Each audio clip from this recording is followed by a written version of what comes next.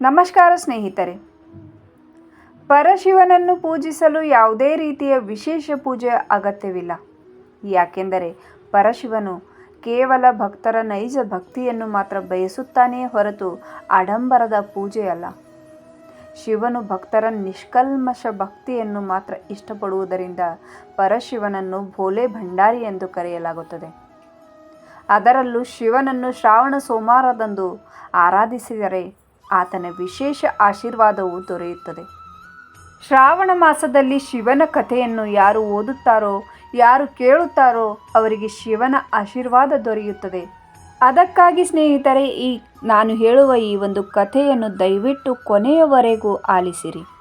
ಅದಕ್ಕೂ ಮುನ್ನ ನೀವು ನಮ್ಮ ಚಾನಲ್ ಮೇಲೆ ಹೊಸಬರಾಗಿದ್ದರೆ ಪ್ಲೀಸ್ ಚಾನಲ್ಗೆ ಸಬ್ಸ್ಕ್ರೈಬ್ ಮಾಡಲು ಮರೆಯದಿರಿ. ಬನ್ನಿ ಕಥೆಯನ್ನು ಸ್ಟಾರ್ಟ್ ಮಾಡೋಣ. ಒಬ್ಬ ಸಾಹುಕಾರನಿದ್ದನು ಹಾಗೂ ಹಣದ ಮೋಹವನ್ನು ಹೊಂದಿದವನಾಗಿದ್ದನು. ಆತ ಪರಶಿವನ ಪರಮ ಭಕ್ತನಾಗಿದ್ದನು.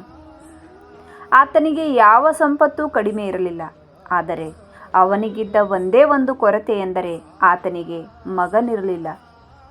ಆದ್ದರಿಂದ ಆತನು ಪ್ರತಿನಿತ್ಯ ಶಿವನ ದೇವಾಲಯಕ್ಕೆ ಹೋಗಿ ದೀಪವನ್ನು ಬೆಳಗುತ್ತಿದ್ದನು. ಆತನ ಭಕ್ತಿಯನ್ನು ಕಂಡು ಪಾರ್ವತಿಯು ಶಿವನಲ್ಲಿ, ಪ್ರಭು, ಈ ಸಾಹುಕಾರ ನಿಮ್ಮ ಅನನ್ಯ ಭಕ್ತನಾಗಿದ್ದಾನೆ. ಆತನು ಬೇಡಿದ ವರವನ್ನು ನೀಡಿ ಆತನನ್ನು ಸಂತೋಷಗೊಳಿಸಬಹುದಲ್ಲವೇ ಎಂದು ಕೇಳುತ್ತಾಳೆ. ಆಗ ಶಿವನು ಪಾರ್ವತಿಯನ್ನು ಕುರಿತು, ಆ ಸಾಹುಕಾರನಿಗೆ ಮಗನಿಲ್ಲ, ಹಾಗಾಗಿ ಆತ ಪ್ರತಿನಿತ್ಯ ನನ್ನನ್ನು ಆರಾಧಿಸುತ್ತಾನೆ ಎಂದು ಹೇಳುತ್ತಾರೆ. ಪಾರ್ವತಿ ದೇವಿಯು ಆತನ ಭಕ್ತಿಯನ್ನು ಕಂಡು ಪರಮೇಶ್ವರನಲ್ಲಿ ಆತನಿಗೆ ಪುತ್ರವರವನ್ನು ನೀಡಿ ಎಂದು ಕೇಳುತ್ತಾಳೆ. ಆಗ ಶಿವನು, ಆತ ಹಣದ ದುರಾಸೆಯನ್ನು ಹೊಂದಿದವನು, ಆತನಿಗೆ ಪುತ್ರ ಪ್ರಾಪ್ತಿಯನ್ನು ನೀಡಲಾಗುವುದಿಲ್ಲ. ಒಂದು ವೇಳೆ ಪುತ್ರ ಪ್ರಾಪ್ತಿ ವರವನ್ನು ನೀಡಿದರೂ ಆತ ಹೆಚ್ಚು ಸಮಯಗಳವರೆಗೆ ಬದುಕಲಾರನು, ಕೇವಲ 12 ವರ್ಷಗಳವರೆಗೆ ಮಾತ್ರ ಬದುಕುತ್ತಾನೆಂದು ಹೇಳಿದರು. ಆದರೂ ಕೂಡ ಪಾರ್ವತಿ ದೇವಿ ಶಿವನ ಮಾತನ್ನು ಕೇಳದೆ ಆತನಿಗೆ ಪುತ್ರವರನ್ನು ನೀಡಲೇಬೇಕು. ಇಲ್ಲವಾದರೆ ಆತನು ನಿಮ್ಮನ್ನು ಭಕ್ತಿಯಿಂದ ಆರಾಧಿಸಿ ಪ್ರಯೋಜನವೇನೆಂದು ಕೇಳುತ್ತಾಳೆ. ಆಗ ಶಿವನು ಪಾರ್ವತಿ ದೇವಿಯ ಒತ್ತಾಯದ ಮೇರೆಗೆ ಹಣದ ದುರಾಸೆಯುಳ್ಳ ಸಾಹುಕಾರನಿಗೆ ಪುತ್ರ ಪ್ರಾಪ್ತಿ ವರವನ್ನು ನೀಡುತ್ತಾನೆ. ಆದರೆ ಆ ಪುತ್ರನು ಕೇವಲ 12 ವರ್ಷಗಳವರೆಗೆ ಮಾತ್ರ ಬದುಕುತ್ತಾನೆ. ಹಣದಾಸೆಯುಳ್ಳ ಸಾಹುಕಾರನು ಶಿವ ಮತ್ತು ಪಾರ್ವತಿ ಮಾತನಾಡುತ್ತಿರುವುದನ್ನು ಕೇಳಿಸಿಕೊಳ್ಳುತ್ತಾನೆ. ಇದರಿಂದ ಜಿಪುಣ ಸಾಹುಕಾರ ಸಂತೋಷವನ್ನು ಹೊಂದಲಿಲ್ಲ, ದುಃಖವನ್ನು ಹೊಂದಲಿಲ್ಲ. ಮೊದಲು ಹೇಗಿದ್ದನೋ ಹಾಗೇ ಇರುತ್ತಾನೆ. ಆತ ಮೊದಲಿನಂತೆ ಶಿವನನ್ನು ಪೂಜಿಸುತ್ತಿರುತ್ತಾನೆ. ಇತ್ತ ಸಾಹುಕಾರನ ಪತ್ನಿಯು ಗರ್ಭಿಣಿಯಾಗುತ್ತಾಳೆ ಹಾಗೂ 9 ತಿಂಗಳುಗಳ ಬಳಿಕ ಸುಂದರ ಮಗನನ್ನು ಪಡೆಯುತ್ತಾಳೆ. ಕುಟುಂಬದಲ್ಲಿ ಗಂಡು ಮಗು ಜನಿಸಿದಾಕ್ಷಣ ಎಲ್ಲರೂ ಸಂತೋಷ ಪಡುತ್ತಾರೆ. ಆದರೆ ಸಾಹುಕಾರನು ಮೊದಲಿನಂತೆ ಇರುತ್ತಾನೆ. ಮಗು ಜನಿಸಿದರೂ ಕೂಡ ಜಿಪುಣ ಸಾಹುಕಾರನು ಯಾರಲ್ಲಿಯೂ ಆ ಮಗು 12 ವರ್ಷಗಳ ಕಾಲ ಮಾತ್ರ ಬದುಕುತ್ತದೆ ಎನ್ನುವುದನ್ನು ಬಹಿರಂಗಪಡಿಸುವುದಿಲ್ಲ. ಜಿಪುಣ ಸಾಹುಕಾರನ ಮಗನು 11ನೇ ವರ್ಷವನ್ನು ತಲುಪಿದಾಗ ಆತನ ಹೆಂಡತಿಯು ಮಗನಿಗೆ ವಿವಾಹ ಮಾಡುವಂತೆ ಹೇಳುತ್ತಾಳೆ.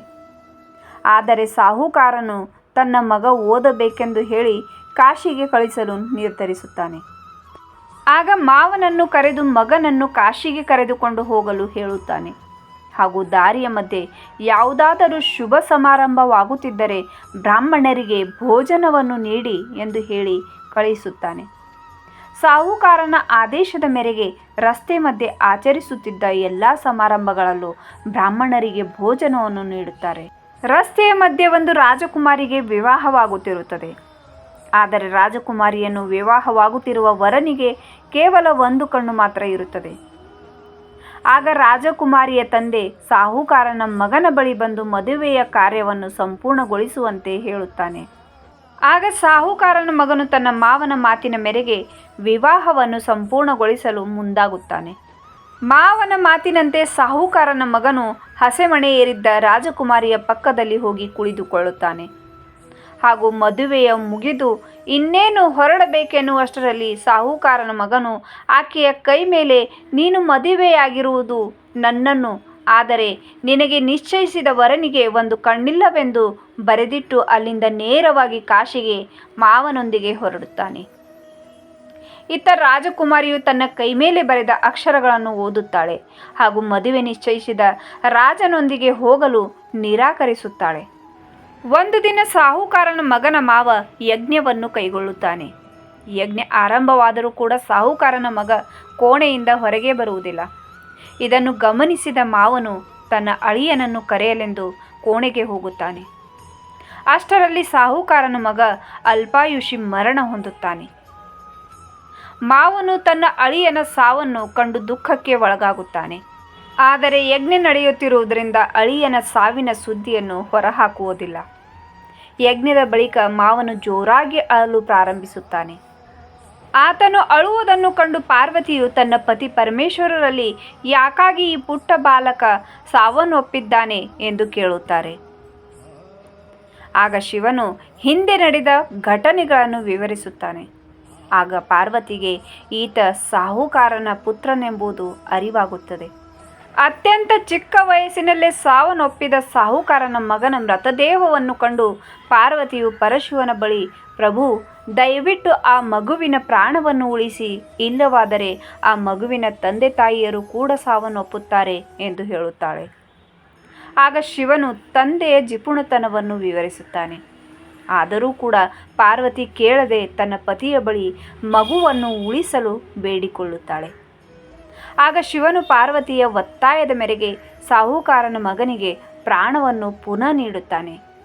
ಆಗ ಸಾಹುಕಾರನ ಮಗನು ಎದ್ದು ಓಂ ನಮಃ ಶಿವಾಯ ಎಂದು ಶಿವಪಾರ್ವತಿಗೆ ನಮಸ್ಕಾರವನ್ನು ಸಲ್ಲಿಸುತ್ತಾನೆ.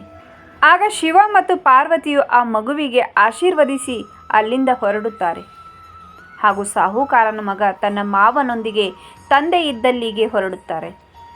ಬರುವಾಗ ಮತ್ತೆ ಅದೇ ವಿವಾಹದ ಪ್ರದೇಶ ಸಿಗುತ್ತದೆ. ಆಗ ರಾಜಕುಮಾರಿ, ಅಂದರೆ ಸಾಹುಕಾರನ ಮಗನ ಪತ್ನಿ, ತನ್ನ ಪತಿಯನ್ನು ಗುರುತಿಸುತ್ತಾಳೆ. ರಾಜಕುಮಾರಿಯ ತಂದೆಯು ಸಾಕಷ್ಟು ಧನಧಾನ್ಯವನ್ನು ನೀಡಿ ಸಾಹುಕಾರನ ಮಗನೊಂದಿಗೆ ಕಳಿಸಿಕೊಡುತ್ತಾನೆ. ಸಾಹುಕಾರನ ಮಗ ಮರಳಿ ಬರುವಾಗ ಸಾಹುಕಾರ ಮತ್ತು ಆತನ ಪತ್ನಿ ಕುಳಿತು ಮಾತನಾಡುತ್ತಿರುತ್ತಾರೆ. ಆಗ ಮಗನು ಜೀವಂತವಾಗಿ ಹಿಂದಿರುಗಿದ್ದನ್ನು ನೋಡಿ ಸಂತೋಷಗೊಂಡರು. ಸಾಹುಕಾರನ ಮಗನ ಮಾವ ನಡೆದೆಲ್ಲ ವಿಷಯವನ್ನು ಸಾಹುಕಾರನಿಗೆ ತಿಳಿಸುತ್ತಾನೆ. ಆಗ ಸಾಹುಕಾರ ಮತ್ತು ಆತನ ಪತ್ನಿ ಸೊಸೆಯನ್ನು ಆದರದಿಂದ ಬರಮಾಡಿಕೊಳ್ಳುತ್ತಾರೆ.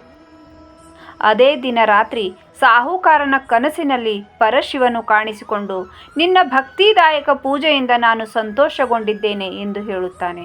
ಅದೇ ರೀತಿ ಈ ಕಥೆಯನ್ನು ಯಾರು ಓದುತ್ತಾರೋ, ಯಾರು ಕೇಳುತ್ತಾರೋ ಅವರೆಲ್ಲ ದುಃಖಗಳು, ಕಷ್ಟಗಳು ನಿವಾರಣೆಯಾಗುವುದು, ಅವರ ಬಯಕೆಗಳು ಈಡೇರುವುದು ಎಂದು ಹೇಳುತ್ತಾರೆ.